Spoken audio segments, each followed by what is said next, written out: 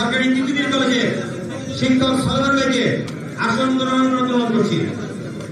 S M Mahbubur Rahman professor ও chairman Tejgaon college.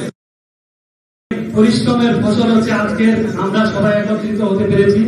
সকলকে আমাদের সবার পক্ষ থেকে ধন্যবাদ জানাচ্ছি এবং এটাই শেষ নয়, যাতে আমরা ঠাকুরগাঁওবাসী আবার একত্রিত হতে পারি সেজন্য আগামীতে আমরা সবার কাছে অনুরোধ জানাবো, আমরা যাতে সবাই ঐক্যবদ্ধভাবে আবার একত্রিত হতে পারি সেদিকে সবাই লক্ষ্য রাখবেন।